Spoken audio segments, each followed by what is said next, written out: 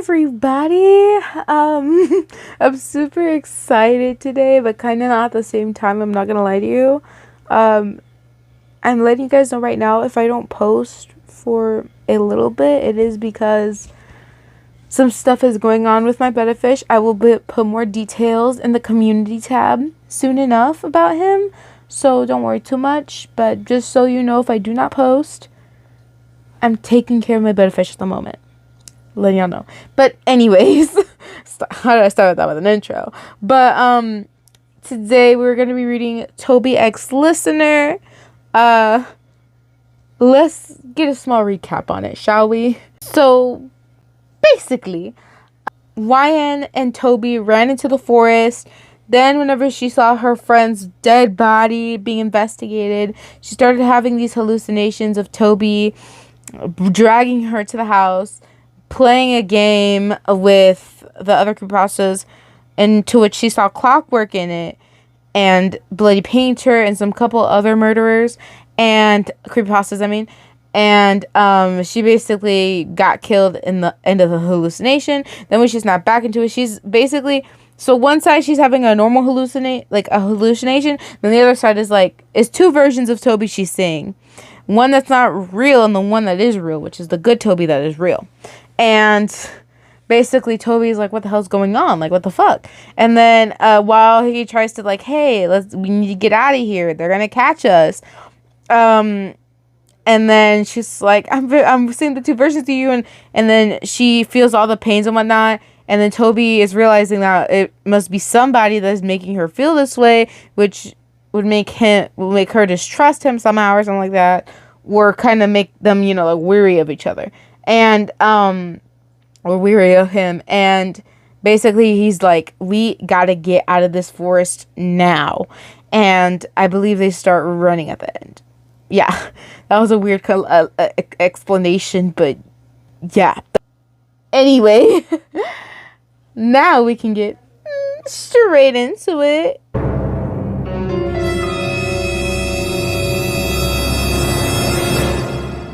Alright, we is in chapter 49.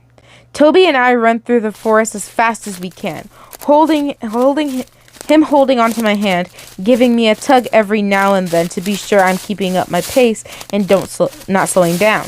His grip was tight and protective, but soft and worrying. Come on, Ryan, I'm getting you out of here. Suddenly, Toby is no longer holding my wrist, but instead, I'm on my back against the grass, dirt and stones, being dragged by my hair as he yanks me harshly. My skin graces and cuts on sharp stones. My body slides over, screaming and squirming in pain as I feel blood drip from my head as forceful yanking of my hair. It was agonizingly painful and long-lasting. Come on, Ryan, let's get you out of here.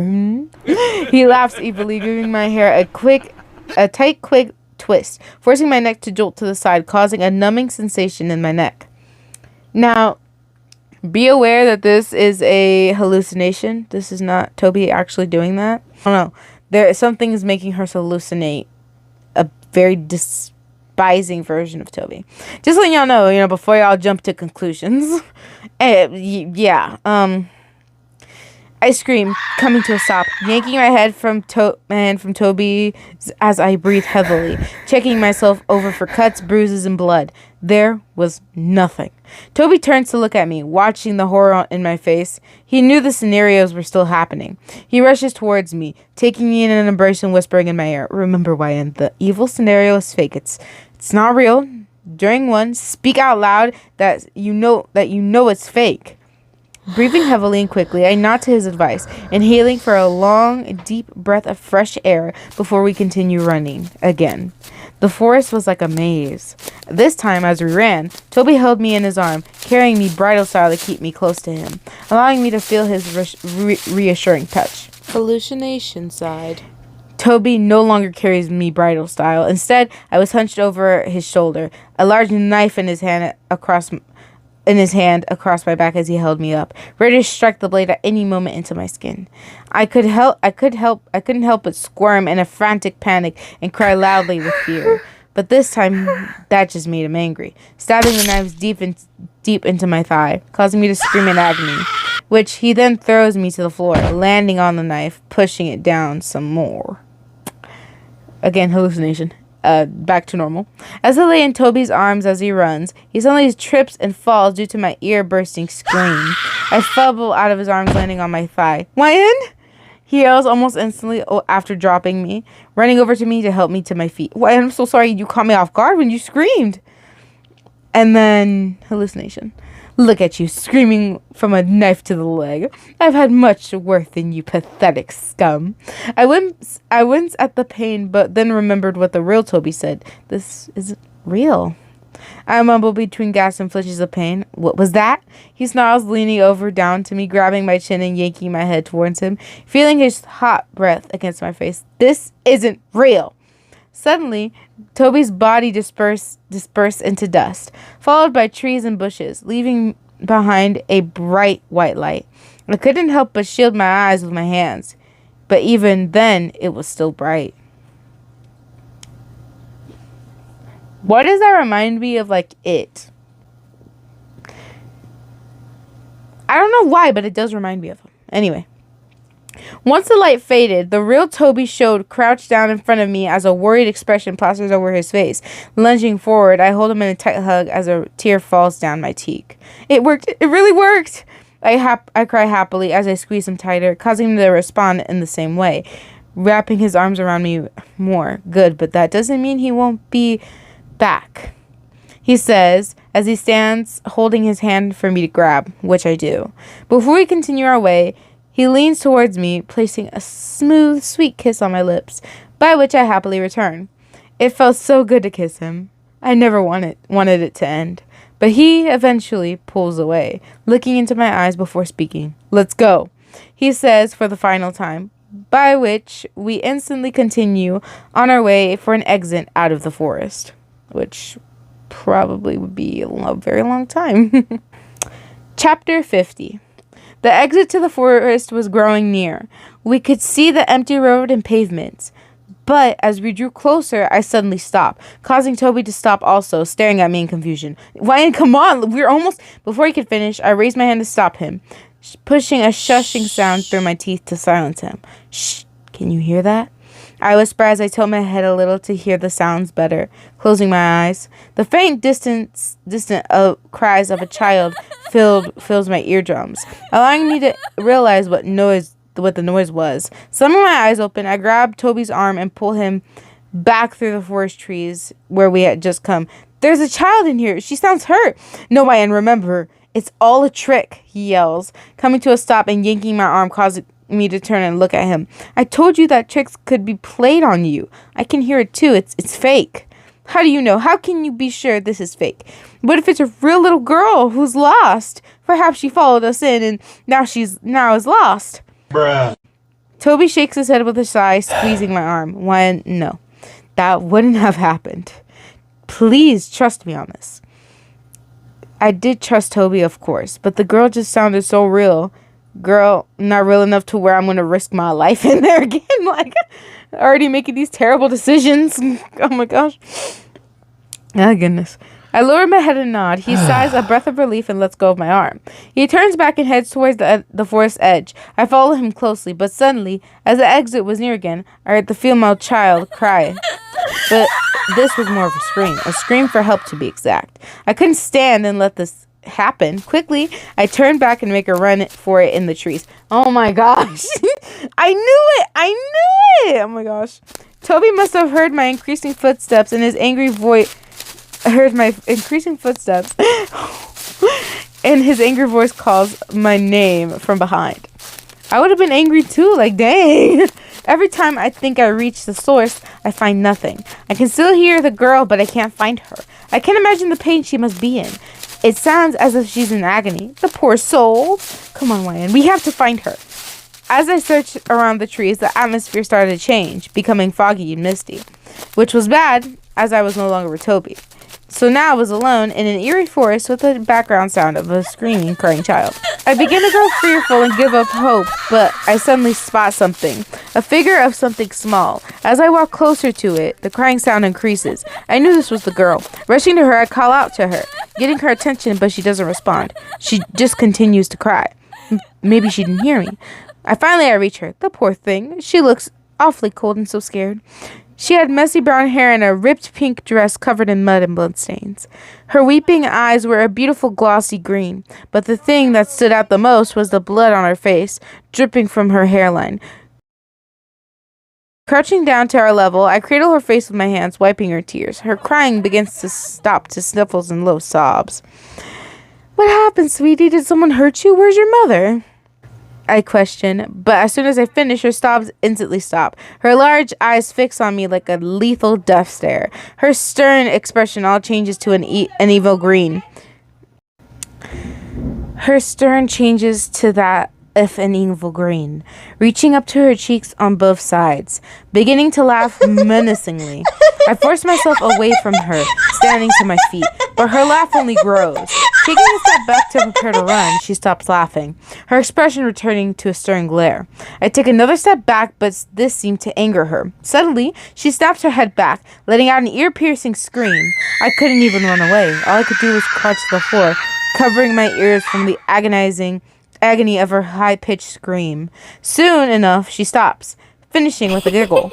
But before I could move, something hits the back of my head, causing me to fall unconscious.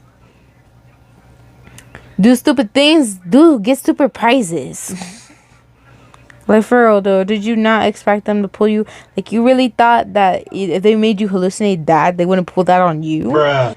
Like, and I'm pretty sure in the hallucinations he saw Sally. How could she not have predicted this? Oh, my lordy. Because if she saw Sally in it, and she didn't even attempt to click those two together, then something's clearly wrong with our brains. Anyways, chapter 51. Taking Toby's point of view. As I finally convince YN, we again head to leave the forest, but over the distant screams of Sally's voice, I hear fast-moving footsteps. Turning around, I spot YN rushing off into the woods. Following Sally's voice to, quote-unquote, help her, I knew Sally wasn't in any danger, and it was all a trick. I tried to tell her. Not really. You could have just said, hey, there's this little girl that screams. I know she is, and she's just trying to trick you. You know, maybe if you said that, and our thick-headed brains would have got that, you know? I'm insulting our intelligence severely. YN! I call as I run after her, but she was too far ahead and I ended up losing her. Sally's cries had also stopped, meaning two things. One, YN was close to her. Or two, YN has found her already. God, please don't find her, YN. If she reaches Sally, she'll alert the others. Just then, I hear a loud, ear-piercing screech, causing me to cover my ears in agony. This was no cry for help. This was Sally's signal. I had to find YN. Taking a deep breath, I remove my hands and make a run to the source of the sound. It starts to grow louder, but suddenly stops. No. Picking up the pace, I suddenly freeze when I see LJ walking in the direction of the mansion. YN over his shoulder. It was clear she was not conscious. I go to call out to LJ, but there was a sudden noise behind me. Springing around to face the source, I end up coming to face with nothing. Just trees, fog, and empty spaces. What? Confused, I turn back around, only to remain conscious for a split second before blacking out. The last thing I see is a white mask with the blood-dripping painted face. This is just a downfall. Like, it's getting worse, and worse. Reader's point of view. I start to feel my body and my mind coming around, back into consciousness, though I was still really drowsy. Whatever hit me must have knocked me out pretty hard, as a hammering pain remained on the back of my skull. Sighing at the pressuring pain, I go to open my eyes, but began to panic once I realized my eyes were already open, but everything was still dark. Had I gone blind? Was I currently blindfolded? I couldn't tell. I go to budge my go to move my hands, but they wouldn't budge, remaining by my side, and the only sound of rattling chains could be heard against my thrashing. My heart rate increases, and so does my breathing once I finally realized that I had been kidnapped and chained somewhere, possibly blindfolded. Trying to move my legs, I soon discovered that I was also restrained by my ankles, with only a short chain. Not even enough to lift my foot off the ground. Tears began to stream as I painfully thrash about in the cold, tight restraints. Hello, please, somebody help me! I call, only to hear the emptiness of the void that surrounded me. By the judge of how my voice sounded, I was in a room. Shortly following my call, I heard the sound of a large door unlocking, creaking open, followed by 1 or 2 sets of footsteps.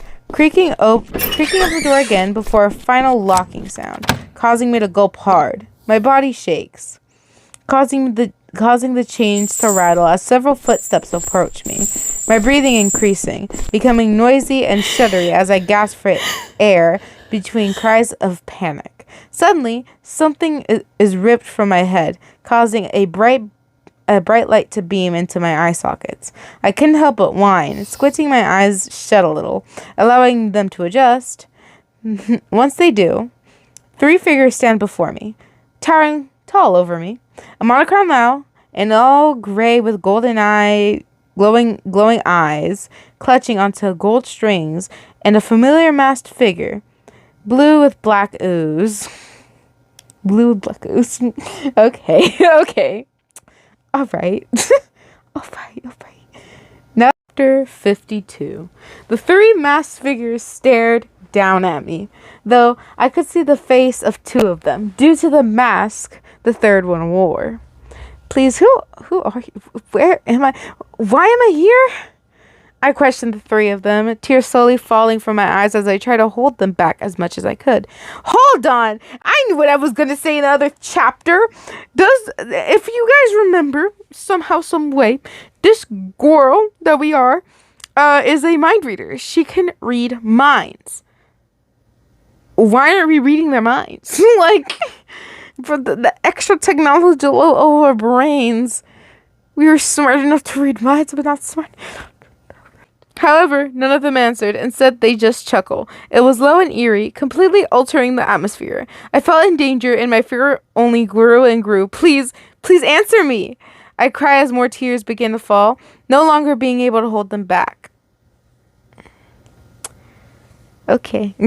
Watching Sakely as their evil eyes and emotionless... Wait, hold on. You mean evil eyes and sockets? Because, Eyelash Jack don't got no eyes. Watching Shakely as their evil eyes and sockets and emotionless mask glared down at me. My sobs become louder as I go to speak one more time, but before I could, the monochrome man lunges his hand forward, his long claw-like fingers clamping around my chin, yanking my head forward, causing me to gasp at the sudden movement. Leaning down towards me, his razor teeth disappearing from sight as his grin fades. His other hand raises to his face, holding it in his finger, all but one pushing... Wait, what can you get what's going on here? All but one pushing it against my lips, what followed was a slow, deep shushing sounds, telling me to be quiet, causing me to whimper, trying to pull away, but his grip tightened, his claws pushing against my cheeks, only causing more whines to escape from me, though this only made the 3 laugh. Okay. Suddenly the door began to unlock, so the monochrome clown let go, throwing my head back with a sharp push, making me gasp. The 3 turned to the door, and I curiously looked through their shoulders to see what was about to happen. As I watched the doors open, but what stepped in shocked me. A masked figure holding an unconscious Toby hunched over his shoulder. Toby? I whispered to myself as more tears began to fall at a faster rate, increasing my breathing to a pant. Okay. We watch as he drops him harshly, attaching chains around his wrist and ankles, standing him up and letting him lean on the wall. So I see she's awake. The masked figure spoke as he turned around to face us, brushing his hands together to dust them off. She has, and she won't keep quiet. The ooze-covered masked man spoke, followed by an annoyed tsk as his this asshole as his head turns to face me, as if to frown at me. The white masked with red smile man sighs, shaking his head as he walks over to me, standing next to the others. He too was really tall, easily taller than me, having 4 dangerous men surrounding me, clearly tall and stronger, while I stood small, held in place by thick chains. I was scared, really scared. Well, we can't have her making a fuss, can we? Hey. The smile masked man shakes his head while folding his arms in disapproval. We're not meant to touch her until Toby wakes up. He pauses, turning to face the gray. The gray, golden-eyed man chuckling evilly, but discipline can still happen without needing to physically touch her. Isn't that right, puppeteer? Oh, shit. The glowing eyes shift and locked on my person, followed by a large, razor-toothy smirk, his low, deep laugh filling my eardrums. I couldn't help but shrink back, shaking as my cries of fear grows. Honestly, I thought he was gonna call Laughing Jack, because he has like a whole circus whenever someone falls asleep. Or is it just me? I thought he was mentioning like Laughing Jack at first because, you know, he can bring her into a quote unquote reality to scare her and whatnot. Like, hey, like, it might not be like fully like, you know, canon, but I thought that would be cool, you know? But, you know, no hate on the puppeteer. It's just, you know, I honestly didn't know who the puppeteer was till like years later. Let's not be judgy. Anyways, chapter 53. Please, why am I here? Can you answer me that? Who are you people? I cry, tugging on my chains, desperately trying to gain an answer. With a smile, masked man huffs in amusement, his arms still folded. Allow me to introduce ourselves. He chuckles, only answering one of my 2 questions. The man in the end is Jack. Eyeless Jack, but we like to call him EJ. He says, pointing to the ooze masked man. The fact that he paused while saying eyeless threw shivers down my spine. Then the man next to him is the puppeteer. He said, gesturing to the gray, golden-eyed man, causing a smirk to form on his face. I couldn't help but look away. I felt awkward and weak as he grinned at me in such a way. The monochrome clown here is also Jack. Laughing Jack, again. We call him LJ. Helps distinguish the 2 Jacks. All 4 men laughed together deeply. I felt so small and helpless, surrounded by these people. I just wanted to go home. What did I do to deserve to be here? Yeah, I don't know. Like, be a dumbass. Go to the woods and to the crying of a child when he clearly told you not to do that because that could literally get you killed. I don't know. I don't know, man. Maybe it might be something else. I don't know. I am Painter, Bloody Painter, or as we like to call him, Helen. Smirked LJ, causing Painter to punch him harshly in the arm with an agitated growl. LJ flinches, but showed no sign of true pain, though I could see he hit him hard, just due to the aftershock movement of LJ's arm made in response to the punch. You still didn't answer my other question. Why am I here? I pushed my question on. I know Painter ignored it on purpose, but I demand an answer. And demand that we be not that stupid. Enough. Painter growls with a low, deep, angry voice. I wanted to know, but the tone of voice made me shrink back. I know I did some bad things. I didn't mean to come notice in the cops. I just to protect Toby. Like, you know, just like, hey, yo, like, he's like, like, how did I make it this far?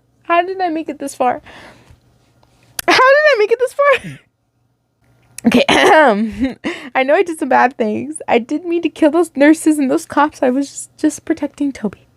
There was a pause as the 4 turned to look at each other before bursting out laughing. Almost hysterical. Making me so embarrassed. The puppeteer bellows as he continues to laugh with the others. You think you're here as a punishment for your crimes? Girl, you are dumb. We've killed more people than your age. You know what? I ain't even gonna hate him for that. I ain't even gonna hate him for that. You think LJ laughs and makes fun of me. I didn't quite understand what he meant by the last part. I think he meant that because I'm whatever.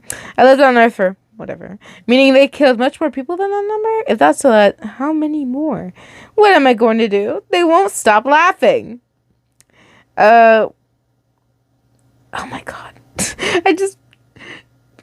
I'm not gonna lie to you guys, like half of this I had to cut down because how hard I was laughing and just roasting the hell out of YN. And I had to like cuss like half of it out, bro. Because this is gonna be so fucking long.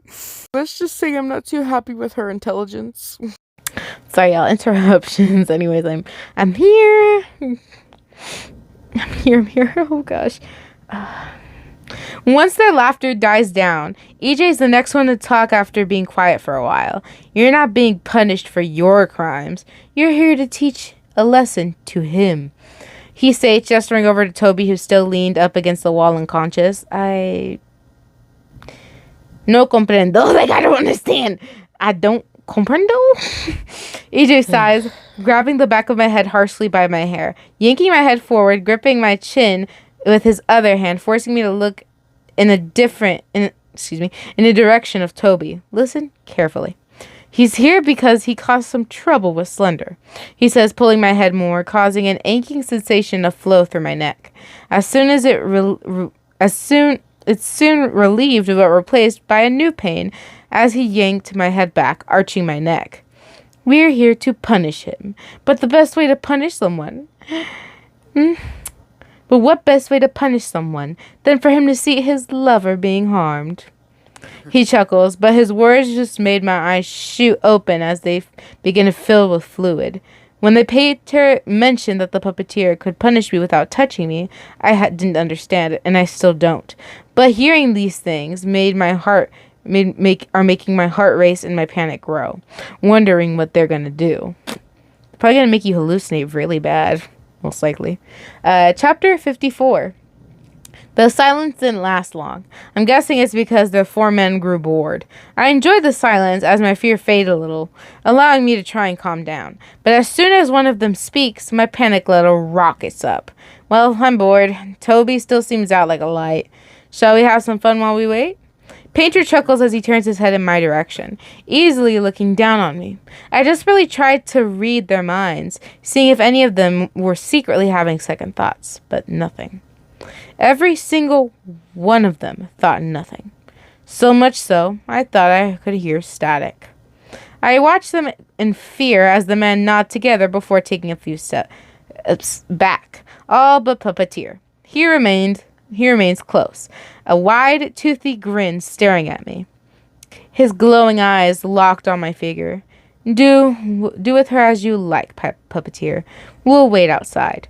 Painter laughs, followed by deep chuckles from EJ and LJ, watching as the three walk out of the room, locking the door, leaving me alone with unconscious Toby and an insane-looking man with the name of Puppeteer. As my breathing increases to a pant as anxiousness as his evil stare continues, I suddenly jump as he speaks to me through a sadistic tone. So, I bet you're wondering why I was giving my name, He smirks as his long, slender fingers slide smoothly under my chin as he begins to circle around me slowly, making it hard for me to keep an eye on him, until he no longer appeared in front of me. I couldn't check behind me to see what he was doing. I could feel my body growing hot with anxiety. Suddenly, his arms wrapped around my shoulders, yanking me back as his hands clamped around my chin, forcing my head up to stare at the ceiling, making it hard to breathe in the position I was in. I watched as one of his hands extend in the very front of my teary gaze, crumbling his fingers together. I gasped in surprise as long, slender threads of glowing golden strings leave his fingertips, flaying around in the air calmly. But as I appreciate their beauty, I gasp for breath harshly as the strings latch around my throat. Puppeteer removes his other hand and arms, twirling around to meet my front, causing the strings to twist and tighten around my neck. I desperately try to rattle my chains as my hands try to reach my throat. on instinct, but to no success. The strings tighten and tighten till the world around me starts to blur and fade to black. The air soon comes rushing to my lungs as the threads release me, inhaling loud and hard as I practically hyperventilate, desperate to try and get as much oxygen into my system as possible. Oh dear, you ran out of air too quickly. Can't have you dying yet. He giggles as tons upon tons of string flail around him, several coming from an individual finger, too many to count. Ooh, I know another way we can play. He gasped in excitement. I got a stinging sensation in my cheek. Ugh! That's the best I could do, I'm sorry. I whine as I watch a string move away from my face, a trail of blood sliding down it. One of the strings had whipped my skin, causing a deep gash, allowing blood to dribble down. Ooh, that felt good. This is fun, right? He laughs as 3 more strings lash at my skin, one striking my neck, another one striking my arm, and the third on my knee. Despite wearing clothes, the threads easily pushed through and cut my flesh just as deep as did to bare skin. I couldn't help but whine as the threads slashed me over and over and over, one at a time or multiple at once. Tears flooded down my face, burning the open sores left behind. I just wanted it to end, but my cries for help drowned out under his hysterical laughter. It didn't take long for my body to be covered in bleeding gashes given through the hours of torture endured. It would have been continued for longer, but I started to grow weak, and luckily Painter, EJ, and LJ entered the room, causing Puppeteer to immediately stop. They walk over to me with amused expressions, though I couldn't tell for EJ's. Nice job, Puppeteer. Looks like you skinned a cat. Ew. EJ chuckled as he pats him on the shoulder, only causing Puppeteer's proud grin to increase in size. I had so many wounds. My body was drenched in blood. Any unharmed skin was hard to see. Only deep slices could be seen. Though I grew weaker and my sight began to fade to darkness. One last thing I feel and vaguely see is a long droplet of blood drip down my nose from my hairline. This is brutal. Jeez. Well, kind of. It's not as brutal as like we read before, obviously. Thank goodness. It's not as brutal. Thank goodness. Don't remind me of that. Ugh. Chapter 55. Tiki Toby's point of view. My head felt drowsy and a heavy, pounding headache banging away at my skull. I couldn't help but groan as I slowly peel open my eyes. I go to lift my hand to rub the back of my head, but something keeps my hand in place, preventing any movement. Shifting my gaze down, I notice that both my hands and ankles had been chained down. Just as my confusion grows, I suddenly hear the loud rattle of more chains being moved. Shooting my glare in the direction of the source, I spot a blurry figure raising and attaching chains to a ceiling restraint. As the figure pulled, locked arms begin to raise limply, as if to hold someone up to prevent them from flopping down. I couldn't see the figure who was doing this or the person chained up. All I knew was that I was in trouble. Though I had a feeling that the person didn't know I was awake, so I remained quiet, watching as their shadow leaves the room. As soon as it does, I call out to the restrained person, "Hey, what's going on?"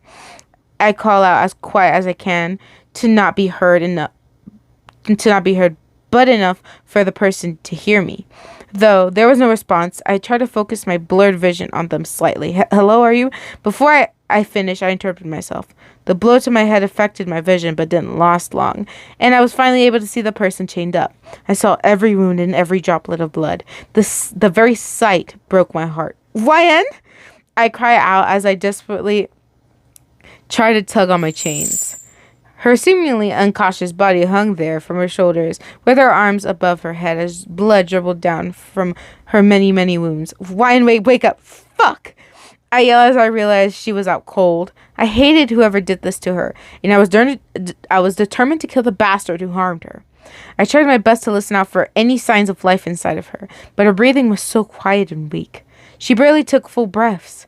Her body was so limp, so sore and damaged. Her blood-soaked hair hung down in front of her face from dropping her head. Seeing her like this angered me, frustrated me, enraged me. You bastards! I bellow at the top of my lungs as my head arches to allow maximum volume. Whoever did this was going to pay. Just then, the door begins to make sounds as if someone unlocked the door before it's pushed open and the three familiar identities enter the room. Painter, EJ, and LJ. I growl furiously, grinding my teeth as the three approached me. Good morning, sunshine.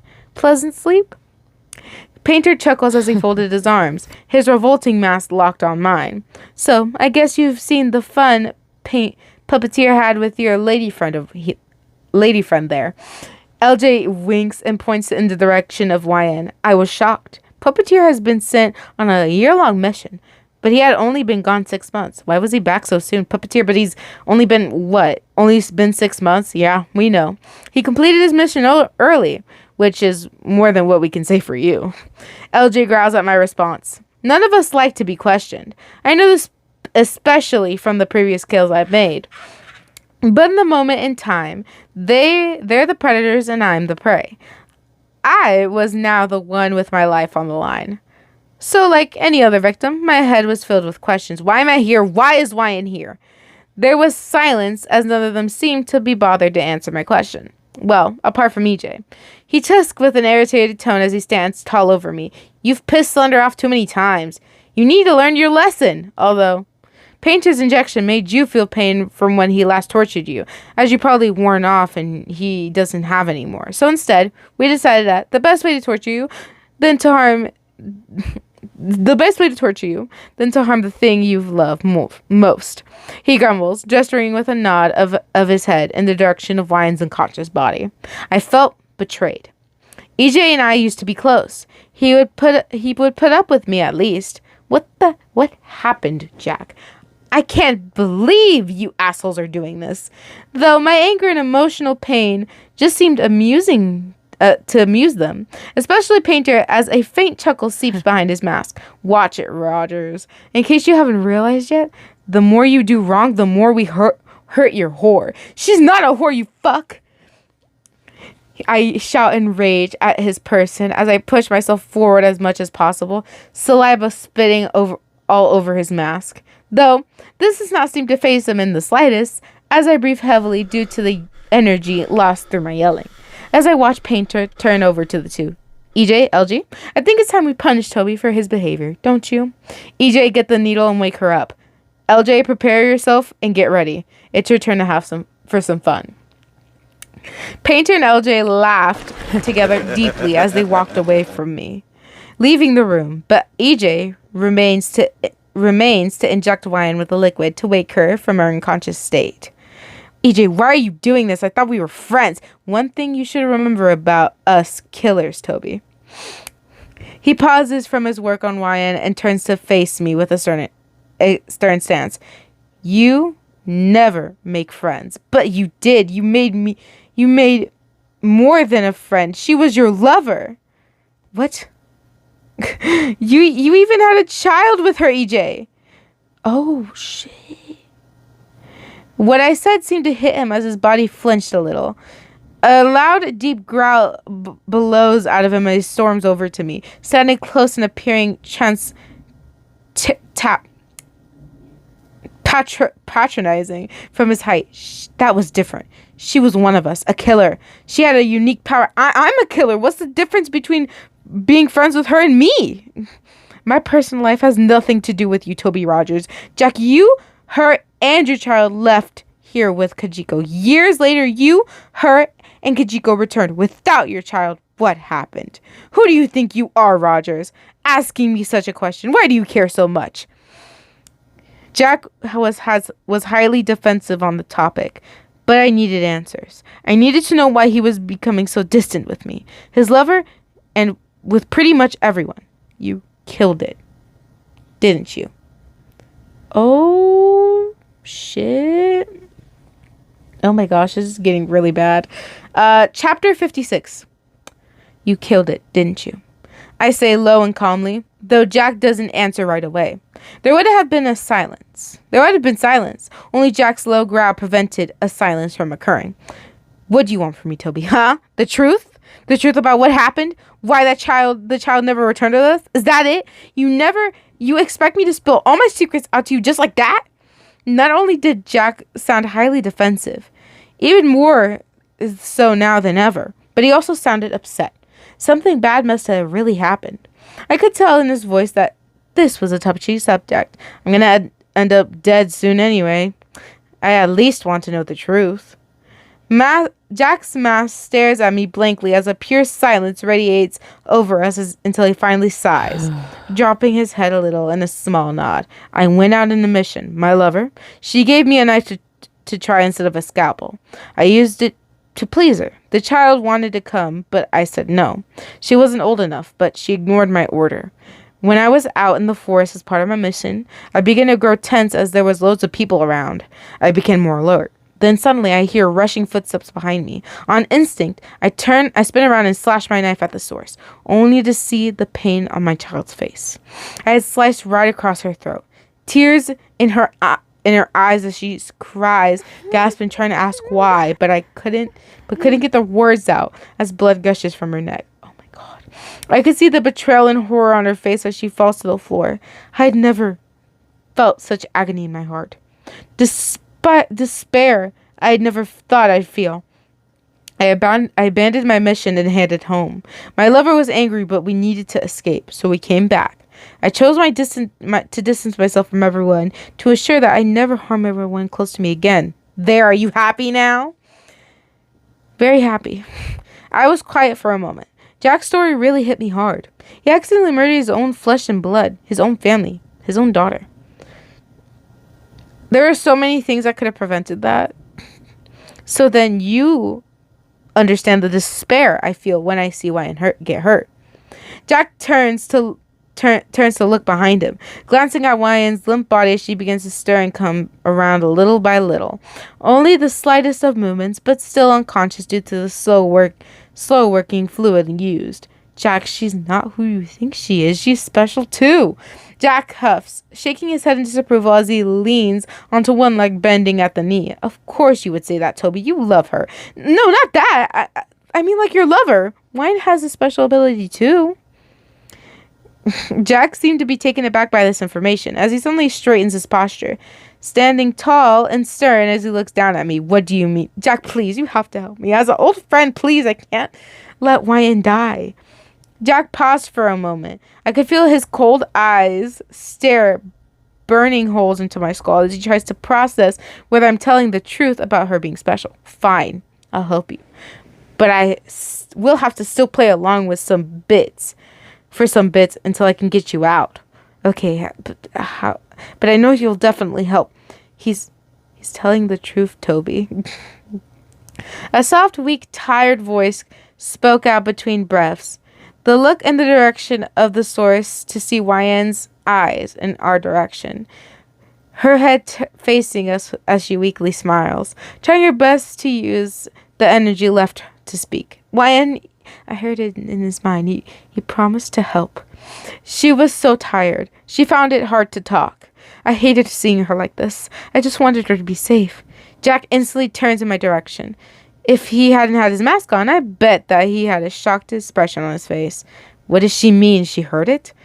That's her ability, Jack. She's a mind reader. Jack does not respond to me. Instead, he turns away and walks over to Wyan, stopping in front of her. She weakly raises her head to meet his masked gaze.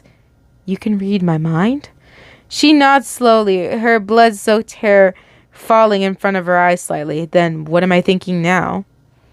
There was a moment of silence as she studied his masked card, her cloudy eyes locking on his figure before a small smile forms. You pray to your daughter's ghost, praying that she forgives you. Ugh! Sorry, all best I can do. Jack yells out loudly, swinging and punching the wall rather hard, causing a large fish-shaped hole in the wall, panting heavily. Jack? I mutter, asking if he was okay. He snarls, snapping his head in my direction before storming over to me, grabbing the collar of my shirt and yanking me forwards. What trickery is this, huh? Do you think this is funny? I was surprised and completely speechless. Had YN gotten it wrong? No, she couldn't have. She always gets it right, down to the very last word. Jack.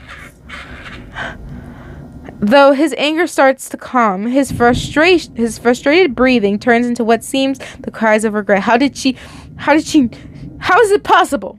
Jack, look at what we are. What your lover was. A shapeshifter. She became a shapeshifter because of me.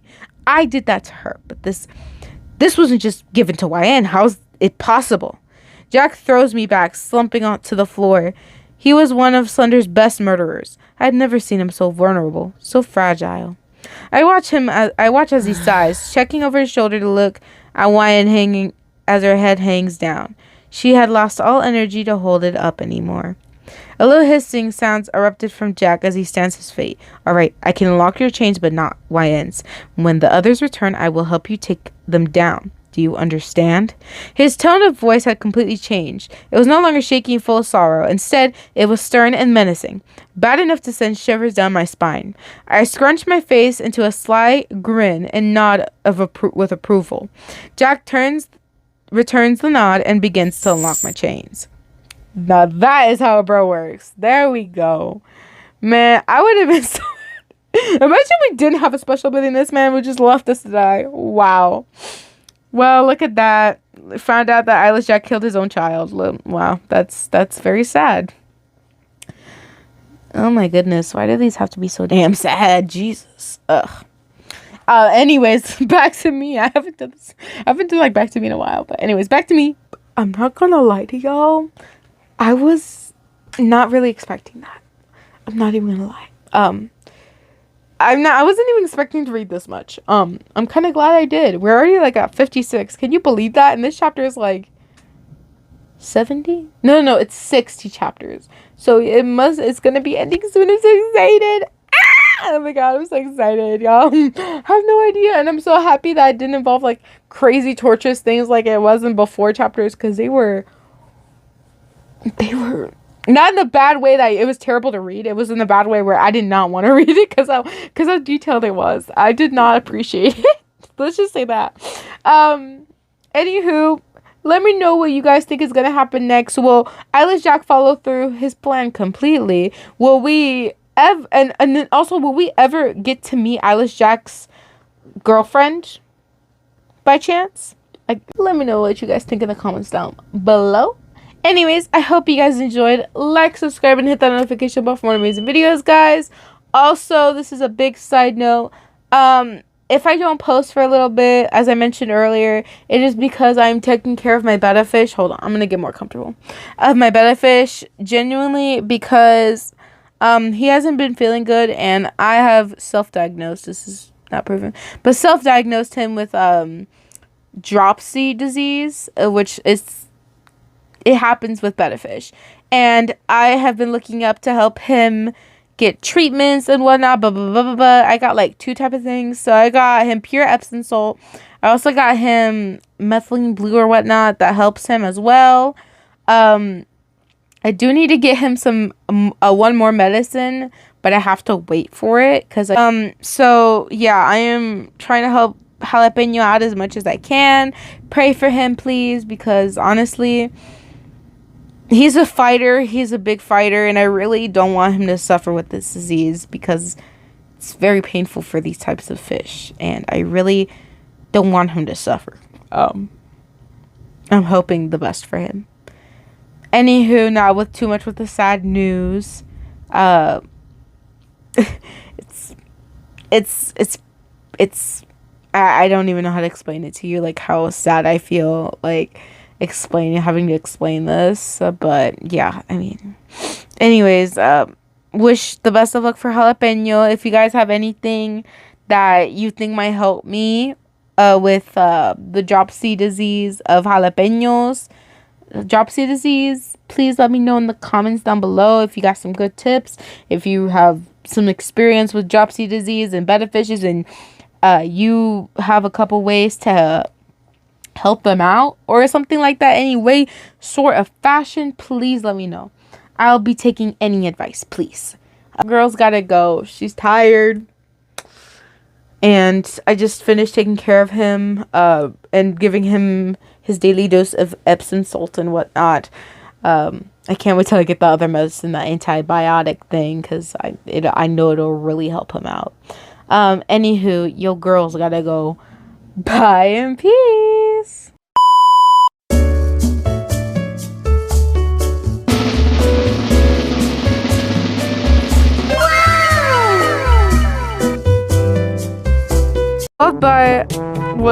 Followed by I finally convinced YN. I don't have any information about that. You were listening to me?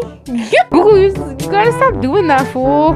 I'm telling y'all, Google is about to get her ass knocked out for real. Fuck. Oh crap, I should get back to this way. Please. Anyways, you